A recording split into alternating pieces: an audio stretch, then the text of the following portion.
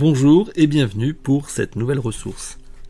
Je suis Jean-François Caron, consultant et formateur au sein de Format Conseil.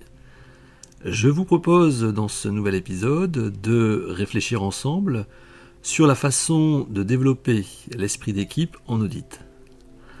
En effet, le métier d'auditeur se caractérise par la réalisation de missions dont chacune d'elles est effectuée en équipe, cette équipe étant structurée généralement de façon suivante, c'est-à-dire un chef de mission qui est accompagné de 2 ou 3 auditeurs, plus ou moins expérimentés, la mission étant également sous la supervision soit directement du responsable de l'audit interne, ou alors de l'un de ses adjoints.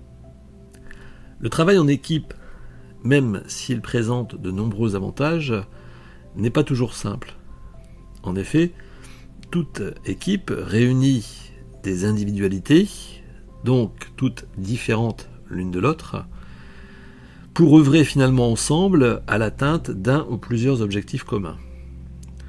Pour que le travail en équipe fonctionne, il faut donc être en mesure de concilier les intérêts individuels avec la dimension collective. Autrement dit, que des individualités se fondent dans le collectif sans pour autant disparaître. Cet enjeu est certainement l'un des plus importants pour tout manager, donc pour le chef de mission en audit. Mais à la différence d'autres fonctions managériales, l'auditeur est amené à encadrer des équipes qui ne sont pas identiques d'une mission à une autre. En outre, les délais de mission d'audit sont généralement assez contraints, avec pour autant des objectifs ambitieux, puisque l'audit ne fait rien de moins que d'évaluer les dispositifs de maîtrise des risques, voire plus parfois. Donc à chaque début de mission, le chef de mission doit favoriser les conditions d'un travail en équipe qui soit efficace, c'est-à-dire qui permettent d'atteindre les objectifs de mission, mais également efficient afin que chaque collaborateur se retrouve individuellement dans le travail collectif, qu'il puisse se réaliser, qu'il puisse progresser individuellement tout en contribuant au travail collectif. Afin d'être en mesure d'instaurer rapidement un esprit d'équipe entre le chef de mission et les auditeurs placés sous sa responsabilité, je conseille d'employer des techniques de développement d'une dynamique de groupe. C'est donc ce que je vous propose de voir ensemble dans cet épisode, d'identifier quelles sont ces techniques et comment les employer pour l'audit. Quelles sont ainsi les techniques à employer pour développer une dynamique de groupe contribuant à la performance du travail en équipe ? Ces techniques s'inscrivent d'abord dans des relations qu'entretient le manager avec ses collaborateurs, que ce soit lors de la construction du groupe de travail ou lorsque celui-ci est opérationnel. Ces techniques visent à actionner 4 leviers que je résumerai de façon suivante: consensus, respect, collaboration, reconnaissance. S'agissant du premier levier, le consensus, le manager explique aux collaborateurs quel est le sens de les réunir en groupe, en quoi le travail collectif sera plus productif que le fait de travailler chacun séparément. Ce peut être la réunion de compétences particulières qui, se trouvant ainsi ensemble pour tendre vers le même objectif, cette réunion permettra des échanges contradictoires entre les membres de l'équipe, échanges se concluant sur des consensus qui eux-mêmes se traduisent par une idée ou une décision qui n'aurait jamais pu voir le jour sans débat. Second levier, à propos du respect, c'est-à-dire que sont fixés dès la création du groupe et rappelés si nécessaire par la suite les règles de vie entre les membres du groupe.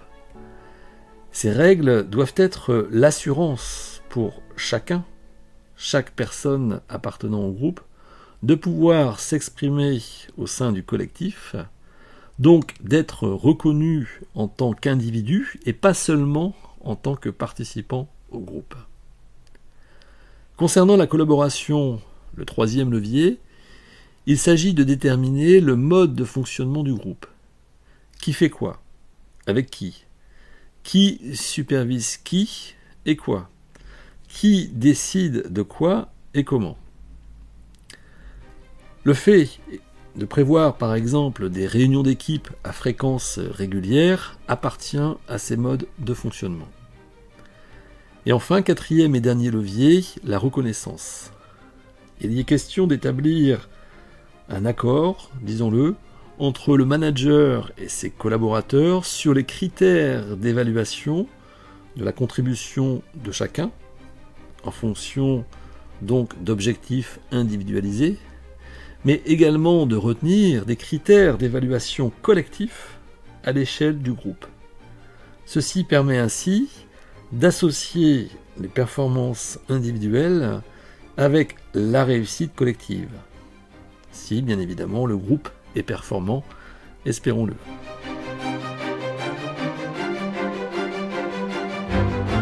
Appliquons maintenant ces 4 leviers à l'audit, plus précisément pour l'instauration par le chef de mission d'un esprit d'équipe lors de chacune de ses interventions.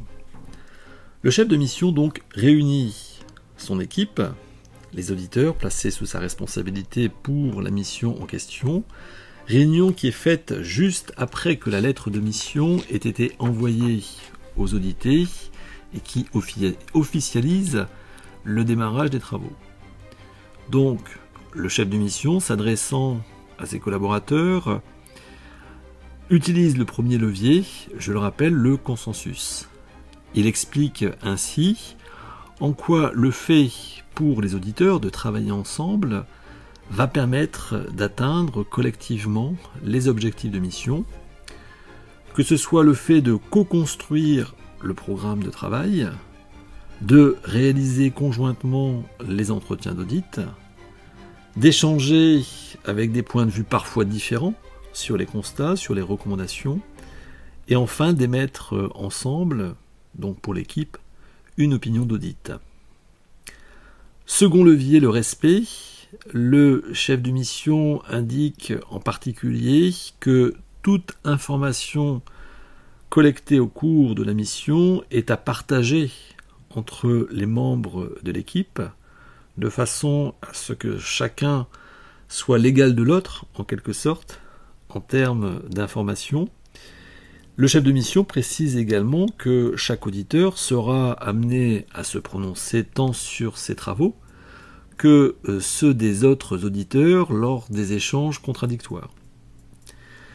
Le chef de mission précise également qu'il est disponible au sein de l'équipe pour lever éventuellement toute tension entre les auditeurs, mais aussi parfois entre les auditeurs et les audités. S'agissant de la collaboration, celle-ci est notamment matérialisée avec le programme de travail dans lequel chaque auditeur se voit assigner des travaux à réaliser et les délais impartis pour cette réalisation. Le chef de mission prévient que tout papier de travail fera l'objet d'une supervision par lui-même ou par un auditeur expérimenté de l'équipe. Enfin, à propos de la reconnaissance, le dernier levier, pour chaque tâche d'audit à réaliser par chacun, est associé un objectif. Par exemple, la tâche à effectuer peut être donc de procéder à des tests de détail, l'objectif étant de s'assurer de la conformité des traitements audités avec d'une part la procédure, d'autre part la réglementation. Donc, à chaque tâche est affecté un objectif d'audit. Donc, en plus de ces objectifs identifiés par tâche, donc individualisés par auditeur, le chef de mission vient déterminer des objectifs collectifs comme par exemple d'instaurer un climat de confiance, de développer, de maintenir un climat de confiance entre les auditeurs et les audités, afin que les audités donc soient bien disposés finalement à collaborer au mieux avec l'équipe d'auditeurs. Je vous remercie de votre attention, j'espère vous avoir éclairé sur la façon de développer l'esprit d'équipe en audit. N'hésitez pas à revenir vers moi pour toute question, vous pouvez le faire notamment en laissant un commentaire sur le site www.formaconseil.fr. Vous y trouverez également des propositions de formation en audit et également en management des risques. Je vous souhaite en tous les cas une très bonne continuation et vous donne rendez-vous pour une prochaine ressource.